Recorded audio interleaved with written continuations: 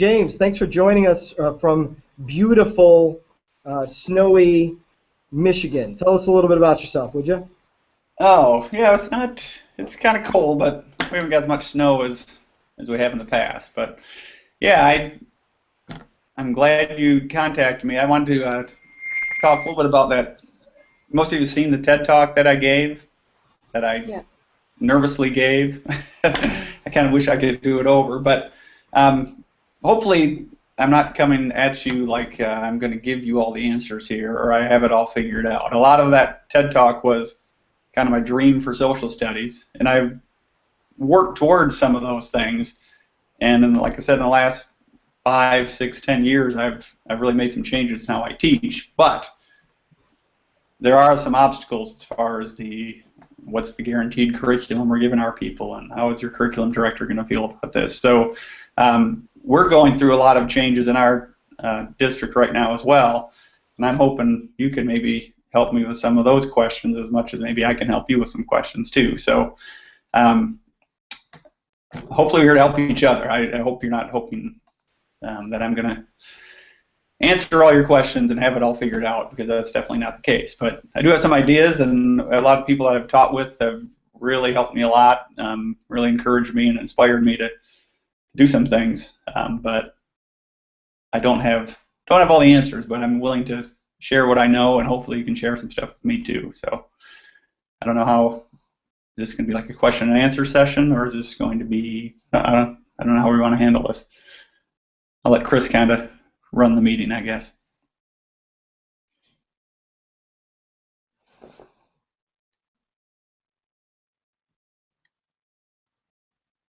Are we there?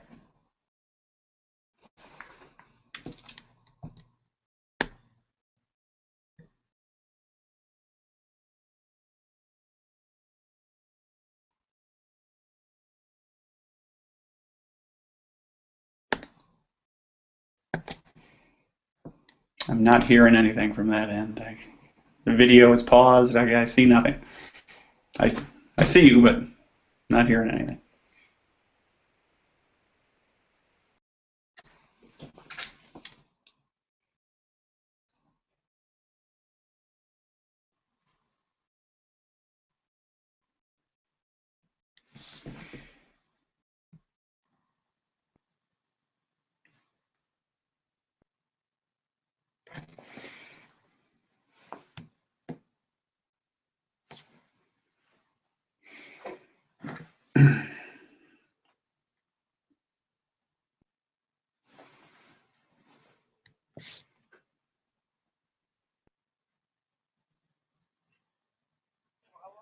Hello. What happened? Are we back? We're getting close. Okay. Did something happen on my end or your end, or? Oh, it was totally me. Okay. We got kicked off over on our end, so I apologize about that. Okay. But so I am now plugged in. So where did we leave off? Snow. Snow. It was snowing. No, it wasn't snowing. Yeah. I was talking for quite a while before I realized, hey, nobody's. That's the beauty of these things. That's the beauty of them. No, I was just saying how I've got some ideas of how to teach social studies. I don't have all the answers of how to teach social studies. And I know the TED Talk that I gave, I hope I didn't come across as I got it all figured out, this is the way you teach it. I think some of my ideas will work, but there are roadblocks as far as curriculum goes, and curriculum directors and those and things like that that we're having some difficulty with reaching that dream, totally. So a lot of, somebody posted a question I saw earlier about if you went 5 years ago, and that conversation that they had, how would things be differently? I do teach a lot differently than I did. Current events is a huge part of it. That just spurs so much discussion. But it still is, we have some things that we do have to get through. It's not a complete content-free classroom. That's kind of the dream.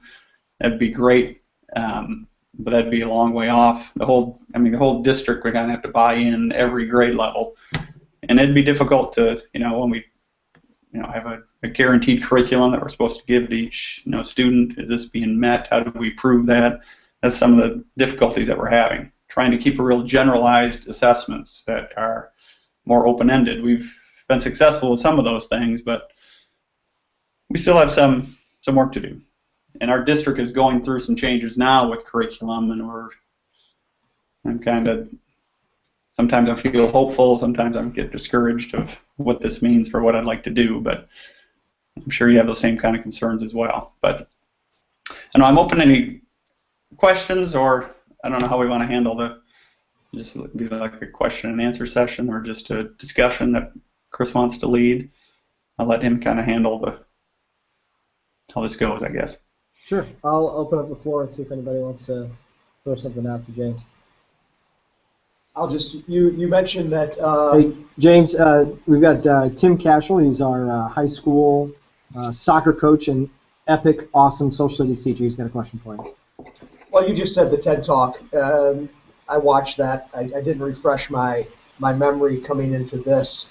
But you said that there were some things that you wish you could maybe do over again. I was just curious what parts of your message maybe that you wanted to change, or just why you said that. Well, I would like to change. I would like to have done it better. That was I wasn't feeling nervous about that talk until I got there and was watching other people give their speeches, and I'm like, oh, these people are really paying attention. This isn't like a classroom full of kids. They're like taking notes and things, so I kind of got nervous. But so I'd like to practice a little bit more. But another thing, I kind of want to make it even the title of it is kind of a shocking thing. Content free. What does that mean? He doesn't teach anything. So I kind of titled that on purpose. But I think I came across like this is how I do it perfectly in my classroom. My talk was supposed to be, here's what I'd love to do in my classroom every day. And some days I do some of those things. But some days I'm still bound by, we got to get through some of this stuff. We got to get this test and things in. And that's what I'm still kind of fighting against. But so I hope people will watch it and say, yeah, that's kind of an interesting idea, but not, oh, this guy's got it all figured out. I didn't want to come across as a know-it-all who knows exactly how to teach, and everybody's got to be just like me. So I hope that's not what people expect. I don't think it came off that way. And the other thing I would say is that I haven't watched it again. I hate watching myself on video, so I've listened to part of it, but I haven't gone through and listened to the whole thing again. What I was going to say is I think in some respects maybe it's a good thing that it seemed sort of radical instead of maybe tapered down, because I think it sparked more discussion and reaction and that sort of thing, which I think is the benefit of a talk or presentation like that it makes people think. Yeah, that's why, actually my wife did a lot with organizing that in Muskegon, is a town just north of us along Lake Michigan.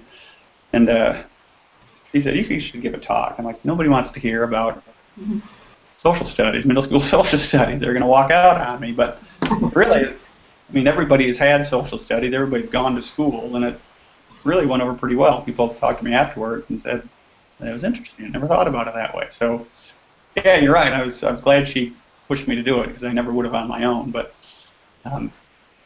it was fun. But it was a little nerve-wracking.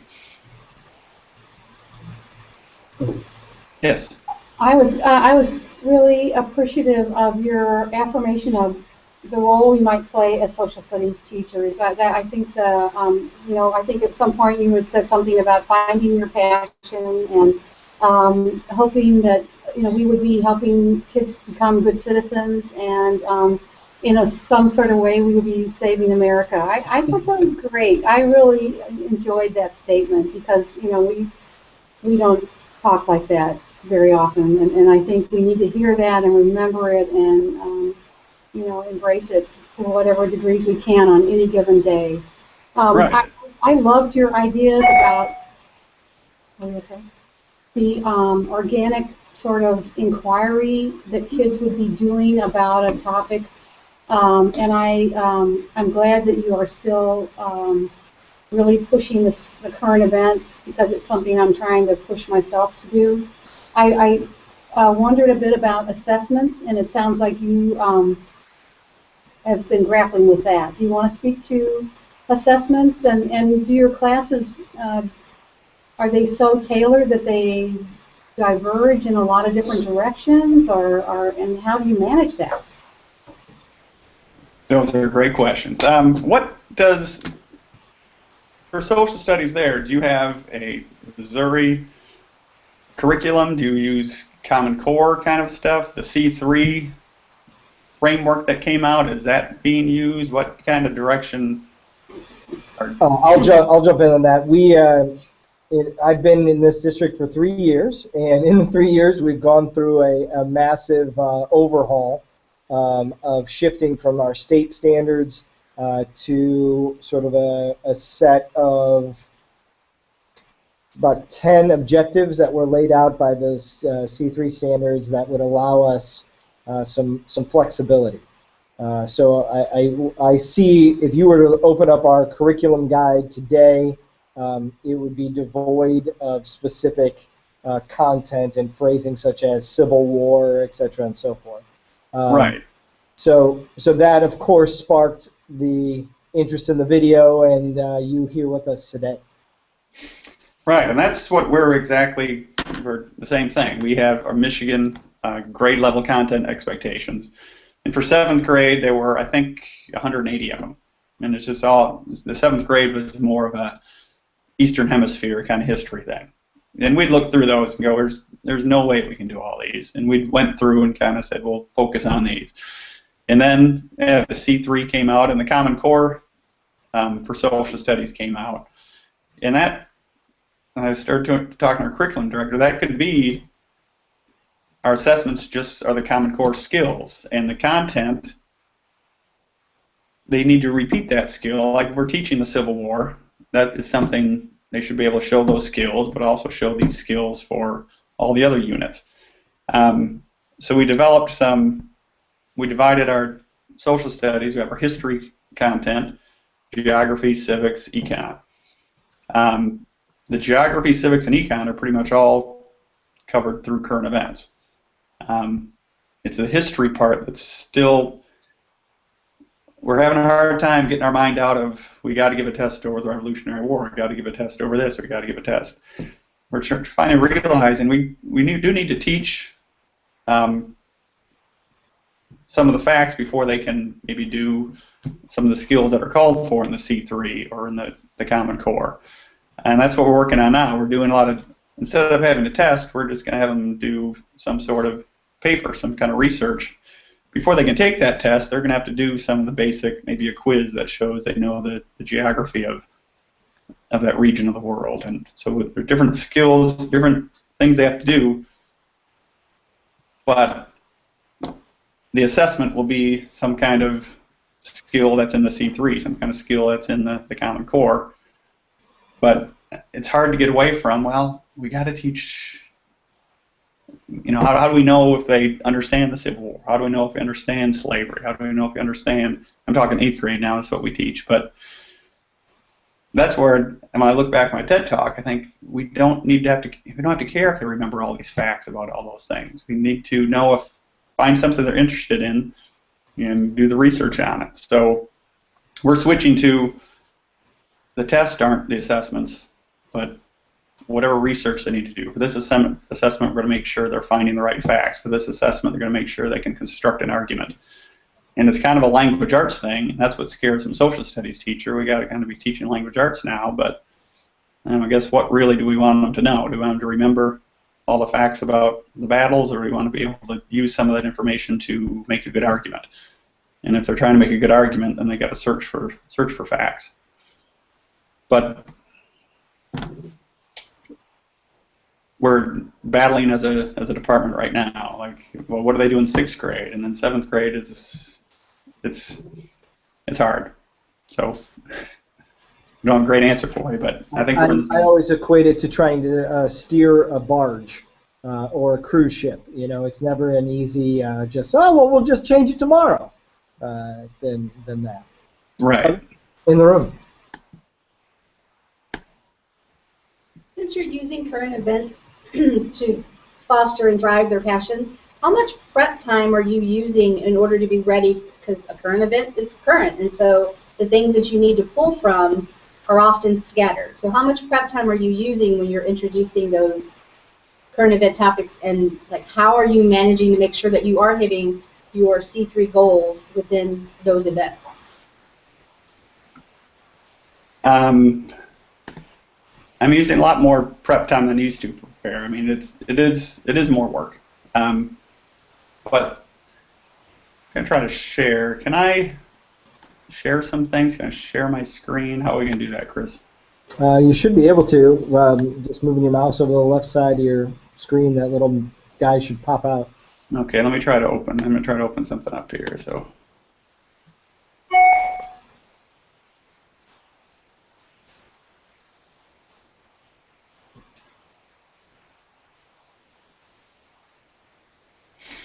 If it doesn't work out, I can always pull it up on mine and share my screen.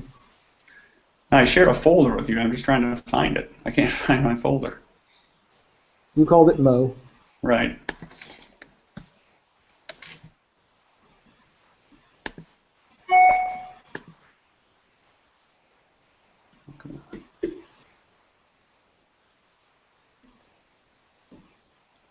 How do I lose a whole folder? Oh, I know. I know. Because it's probably in your other account. It's probably in my other account, right? Okay. Can I open that one too?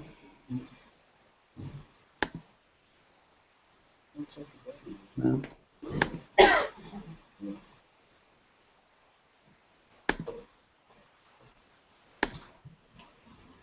All right, I'm sorry. Bear with me for a second.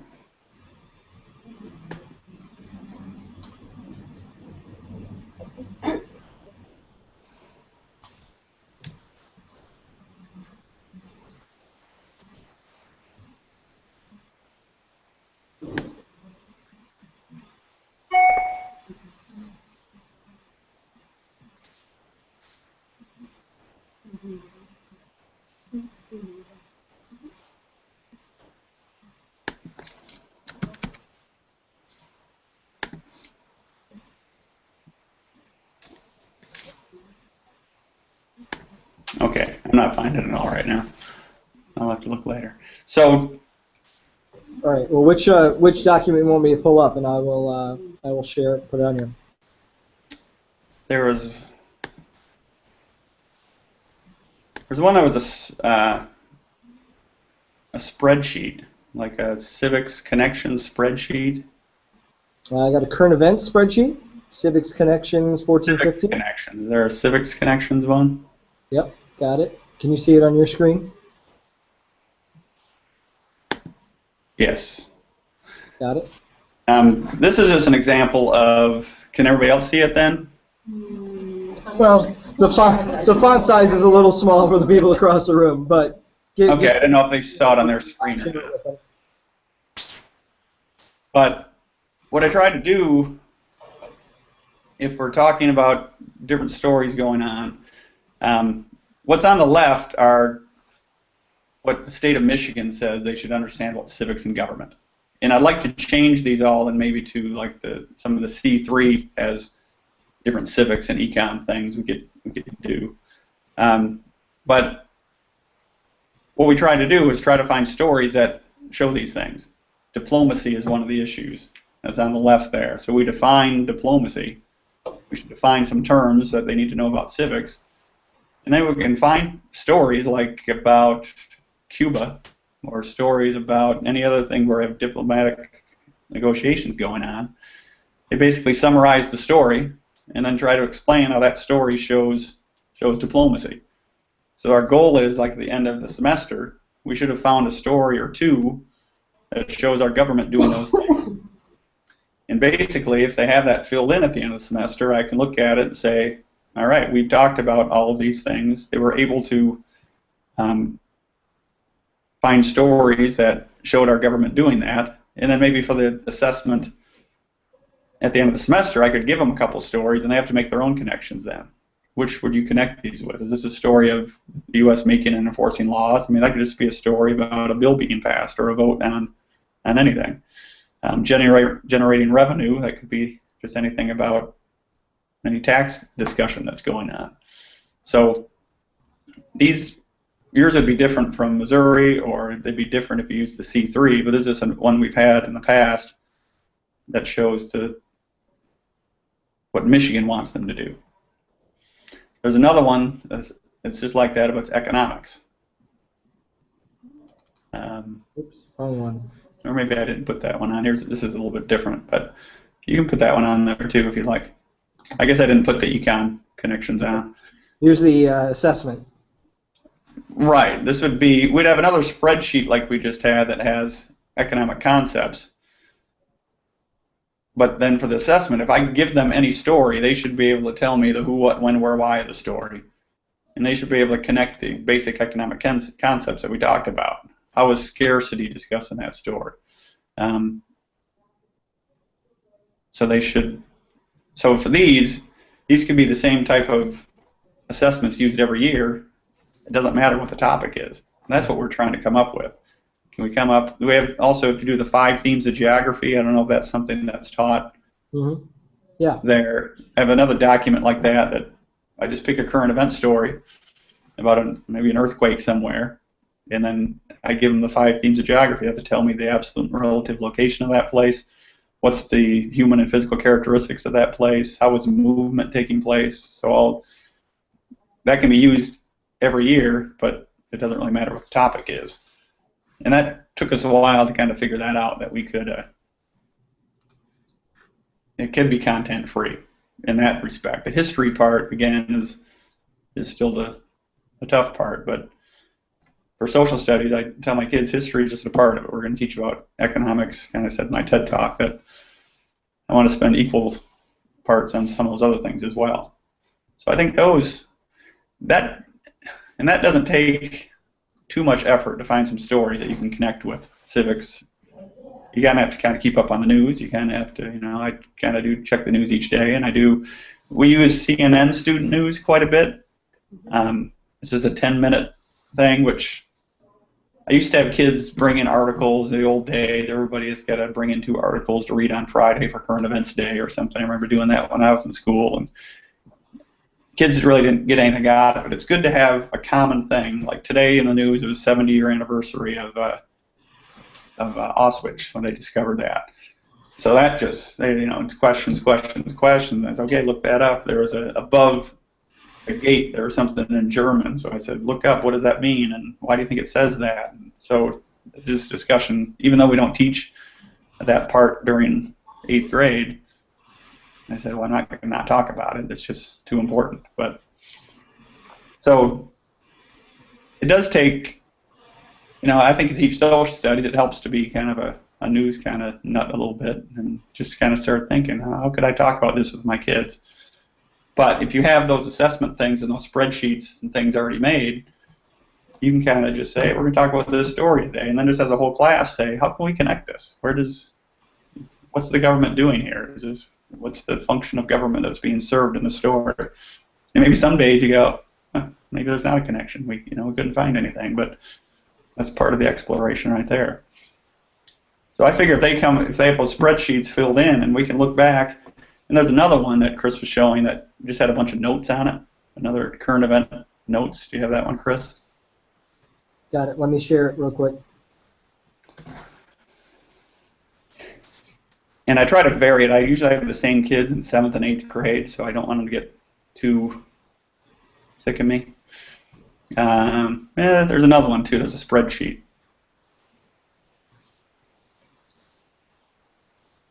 There it is. Yeah, that one. Here each day, this is in alphabetical order because I sorted them, but there was a story from Afghanistan about Hamid Karzai, so they had to just look up what's the population of this, and they were finding this on wherever they could find it. What's the HDI, what's the per capita GDP, and then there's usually kind of a summary of the story. And this was nice, because after we did a few stories, they'd type in HDI and they'd scan through the other ones and go, wow, this one's really low. Well, what does that mean about this country? Why does the Central African Republic have an HDI of 0.3, and what is HDI? what's their GDP of $446, whatever that says, they just start saying, well, why is it like that? What type of government do they have? There's a military junta. What the heck is that? Well, I don't know. Let's look it up. That's where the my content-free thing kind of really works. Once they start having some background information, and they can compare it to other countries, and then get an update on the story. Sometimes we'll just scroll over. It does have sometimes we'll update stories as time goes on. We'll have a few of them, like Russia or Ukraine, might have quite a few of them that we added. And I used to, at the end, give it kind of a test over that, but I ended up just saying, okay, pick one of these stories we talked about in the last few weeks and tell me why it interests you, and try to find some more information about it, and just spend some time doing research something that they like instead of something I'm making them do, and I get much better results. I think a lot of my discipline problems seem to be a lot better. I think just because kids are more interested. It's amazing interested kids don't throw things as much. Sounds great. That's great. Thanks for that. I'm excited to share those that folder and all those resources with the team. That's really cool. Yeah, it's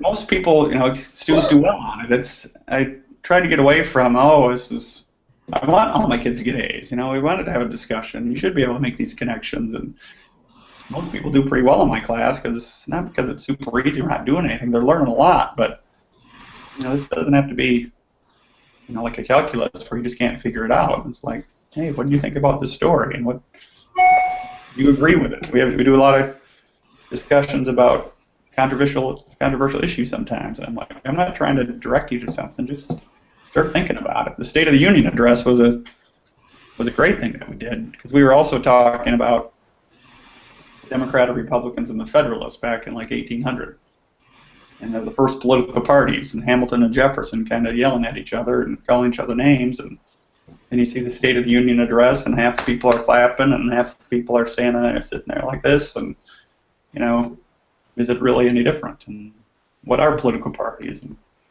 which one are you? Well, let's listen to Obama. Let's listen to that senator from Iowa, I think, that gave the response. I said, I don't care who you agree with, but you got to start. You're going to be voting in 4 years. Most of my students are like 13, 14 years old. Start deciding which one you like better, and you can only do that by listening to both. I'm not going to tell you to vote for, but start thinking about it. It's not that far off. So they're always asking me, who do you vote for? What do you think? Do you agree? Do you like Obamacare? I'm like, it doesn't matter what I think, but they're always pushing on it. But I said, you figure it out. Go home and talk to your parents, and they usually do. Parents come to conferences, and it's very, they say they talk about your class all the time. They're always telling me what they saw on the news. I'm like, well, they never did that before when I wasn't talking about current events. They don't go home and talk about the XYZ affair too much or whatever. Yeah, let's stay on that note real quick, because I think you hit on something that's interesting, is that, obviously learning increases the more time you spend within a content area. If you can get kids thinking about it outside of the 45 minutes or 90 minutes, whatever it is they have in your classroom, you're going to obviously get an increase in learning. So what do you find when kids are they going home and talking to their parents? What are they talking about? And then what do you hear at the parent-teacher conferences?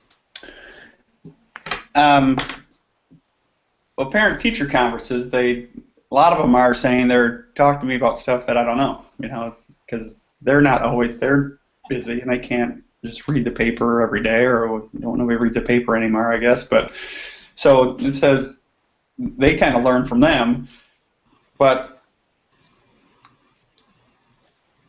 students often come back with different perspectives. They might say something in class about, Obama, or be for or against or something, but sometimes they'll come back and say, I was talking to my mom, or I said something to my grandma, and they start hearing the other side. And that's nice to hear, that they sometimes start questioning what they originally thought. And that's what I make it clear at conferences, and we usually have like an open house right at the beginning of school, and I say, we're going to talk about issues, but they're going to have a lot of questions. So it's your job at home to start saying, well, here's how we feel about it, whatever. But it's a way to have that conversation then. So parents are usually, I was kind of nervous that I was going to get angry parents saying, what are you doing talking about this? And I don't know. I have never gotten that. But I think I'm pretty good at keeping my thoughts in and just kind of probing, well, what about this side? This is what these people would say. And if they ask me any more, I'm like, well, this is where you got to start deciding for yourself.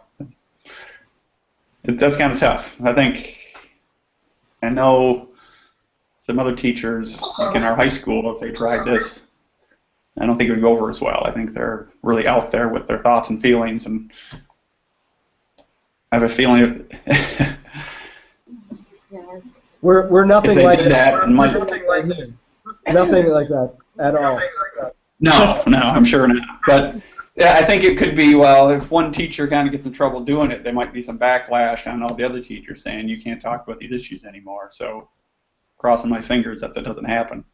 But I haven't had any complaints about it. But yeah, it's usually just, some positive things from conferences about we appreciate that they seem interested in what's going on, and they ask a lot of questions, and because that's all I want. I don't give them a lot of homework. I tell them, go home and just talk about this and learn some more. All right, what else? Hi, my name is Lisa. I was wondering, are you assessed social studies on a state level? And if so, do you have any data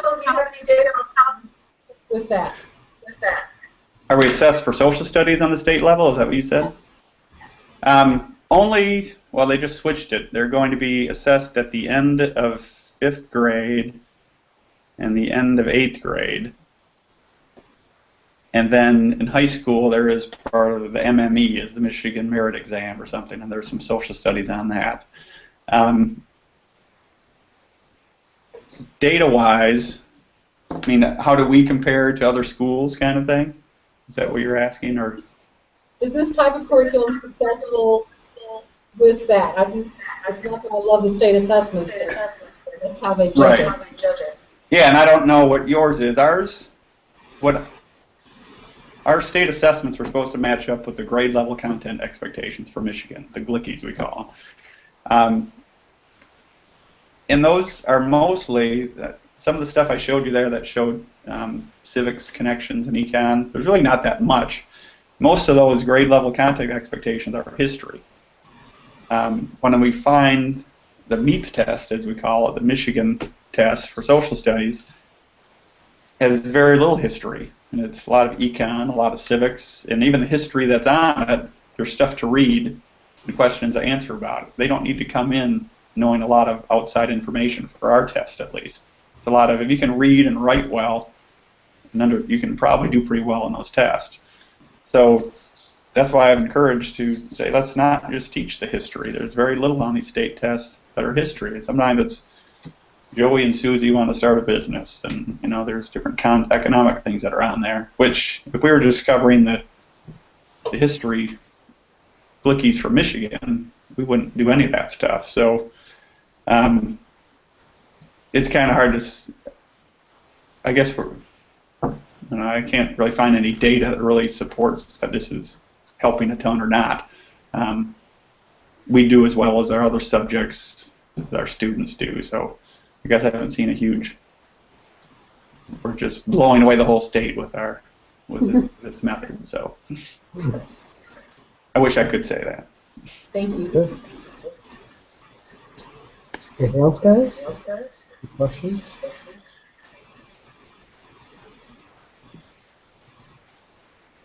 I liked one of the ones on the document. What if you knows have you had to battle to get where you are? We've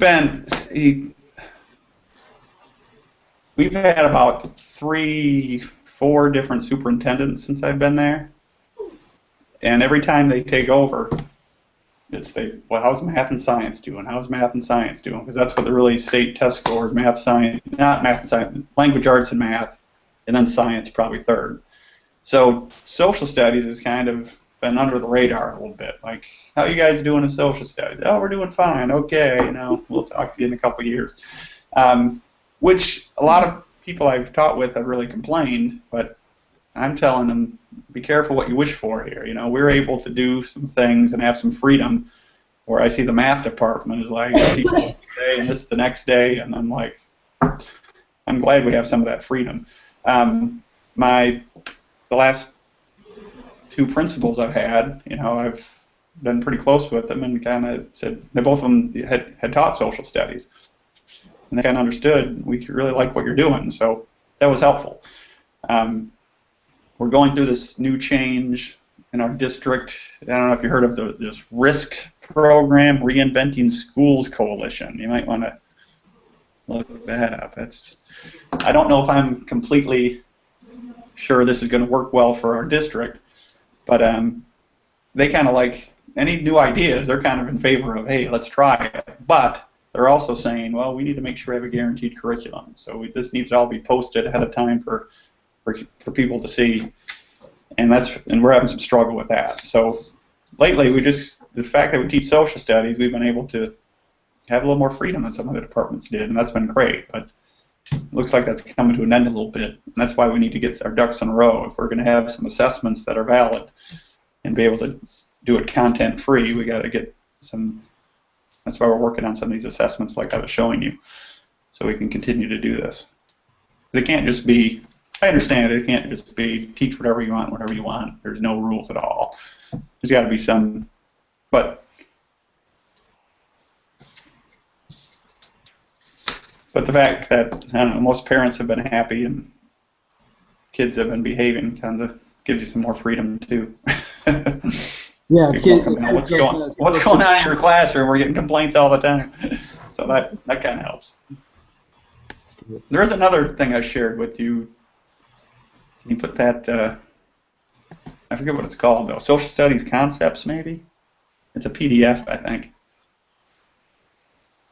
Yeah, very bottom there.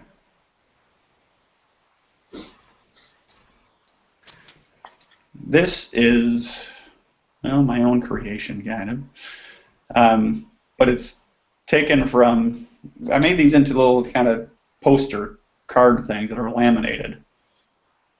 And the first one's, you got economics. You go to the second sheet, it's the 5 themes of geography there. And then there's core democratic values. It's kind of a Michigan thing, or is that familiar to you at all? Some of those terms I'm sure are familiar with you. There's another way when we talk about a story, we try to connect it to something on here. Today we're going to connect the story to one of the themes of geography. Or today we're going to connect the story, if you go back up to econ, we're going to connect to scarcity or consumption or opportunity cost. And once every 2 weeks we connect something to economics and talk about what does scarcity mean and what does economics, we have some pretty good discussions. So that's something that's kind of that can be used every year. That's cool. Thanks for sharing. That's really good. Yeah, it's, some of the 5 themes, I didn't make that stuff up. Those basic economic concepts, we just got together once and said, I found something that had that. I added some things, and it's something we've done a while. I think if kids understand that sheet when they get out of class, I don't know, they got a pretty good sense going into, I just think of getting out of 7th and 8th grade. And I think if they go into high school and they can understand, some of those concepts of scarcity, some basic things, that's not a bad start. They don't maybe know all of his, I don't know. By the time they take in 8th grade, they go up like through the Civil War, and then it's not till 10th grade where they take the rest of U.S. history. That might be similar to something there. I don't know. You can't really expect that they're going to come into 10th grade saying, "Oh yeah, this Mr. Kendra left us off right here," and I don't know, just even to pretend that we're going to. The high school kind of gets mad at us that they don't know it. I'm like, even if we taught it perfectly, they still would come to 10th grade and say, "Oh, I don't remember this stuff." And they probably don't. It doesn't mean you're a bad teacher. It means kids just don't remember everything you teach them. It's just the nature of humans. Yeah, go ahead.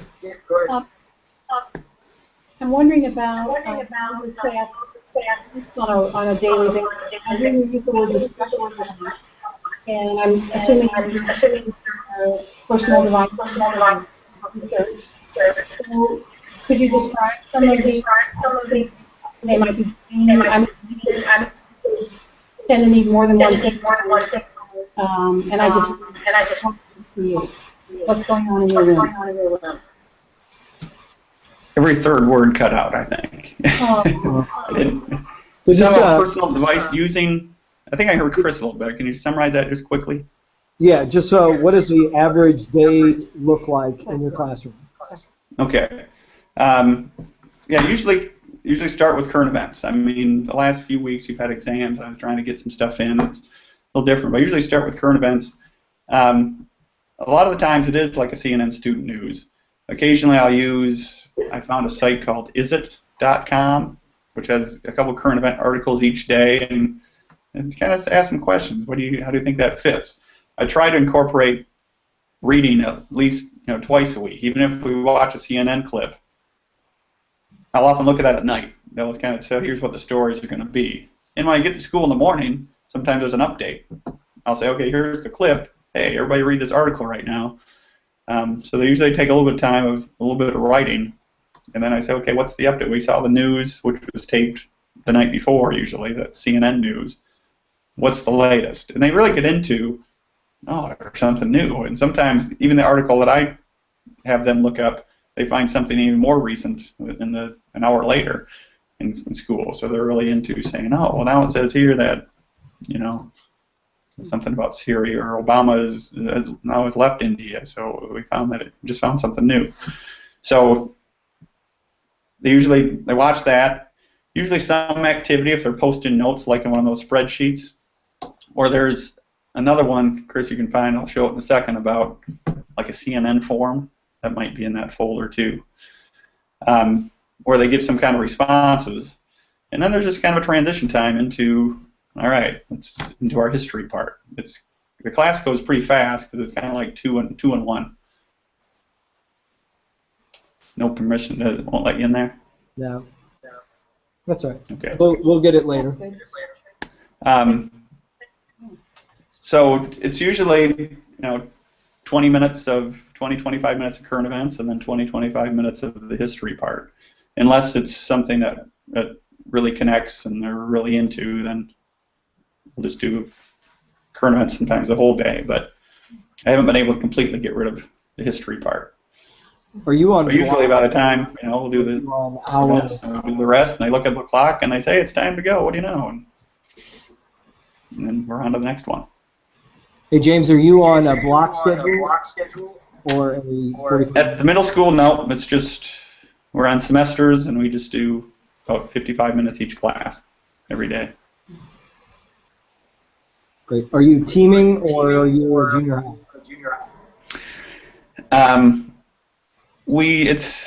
It's tougher now. We used to have teams that I'd share with the same teachers, but that's kind of fallen apart with math is always difficult, and so I share kids with most of the same teachers, but we don't have common planning or things like that.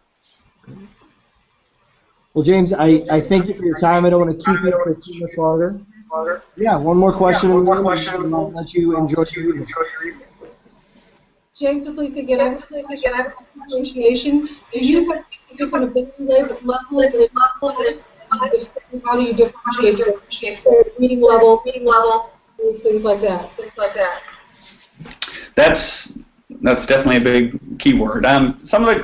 Occasionally on current events, there are some sites that can differentiate reading levels and things. There's sites like News ELA or Newsella, it's called, or whatever.